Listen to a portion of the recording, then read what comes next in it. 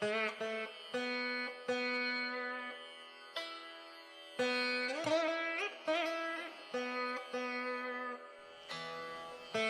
श्री कृष्ण। राधे राधे जी। आज मैं आपको जेठ मास की कृष्ण पक्ष की एकादशी की व्रत सुनाना चाहती हूँ। इस एकादशी को अथ अपरा एकादशी भी कहा जाता है। एक समय धर्मराज जी बोले, हे भगवान, जेठ मास के कृष्ण पक्ष की एकादशी का क्या नाम है तथा उसका क्या महात्म है, सो कृपा करके कहिए। तब श्री कृष्ण जी बोले, हे राजन, जेठ मास के कृष्ण पक्ष की एकादशी का नाम अपरा है, क्योंकि यह पुण्यों को देने वाली और पापों को नष्ट करने वाली है। जो मनुष्य इस एकादशी का व्रत करते हैं उनकी तीनों लोकों में प्रसिद्धि होती है। अपरा एकादशी के व्रत के प्रभाव से ही ब्रह्म हत्या, प्रेत योनि, दूसरे की निंदा आदि सारे पाप नष्ट हो जाते हैं। इस व्रत से पर स्त्री से भोग करने वालों के पाप नष्ट हो जाते हैं।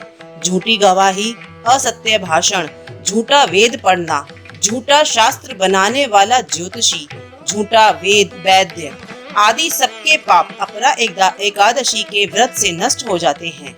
जो क्षत्रिय युद्ध से भाग जाएं, वह नरक को जाते हैं, परंतु अपरा एकादशी का व्रत करने से स्वर्ग की प्राप्ति होती है। जो शिष्य गुरु से विद्या ग्रहण करते हैं परंतु बाद में गुरु की निंदा करते हैं, वे अवश्य ही नरक को चले जाते हैं। जो फल तीर्थों में पुष्कर स्नान से या कार्तिक मास में स्नान करने से या फिर गंगा तट पर पितरों को पिंडदान करने से मिलता है, वह फल अपरा एकादशी का व्रत करने से मिलता है।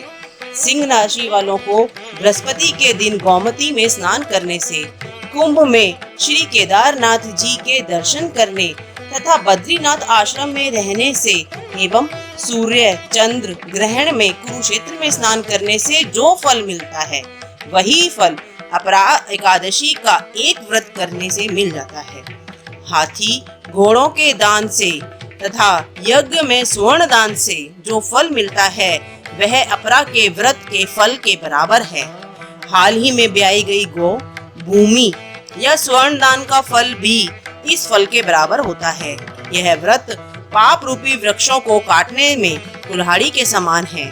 यह व्रत पाप रूपी अंधकार के लिए सूर्य के समान है।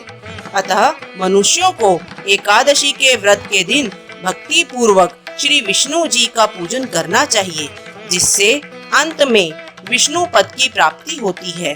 हे राजन, मैंने अपरा एकादशी की कथा लोकहित के लिए कही है। इसके पढ़ने व सुनने से समस्त पाप नष्ट हो जाते हैं। बोलो एकादशी मातम की जय, एकादशी मातम की जय, 11 मैया की जय।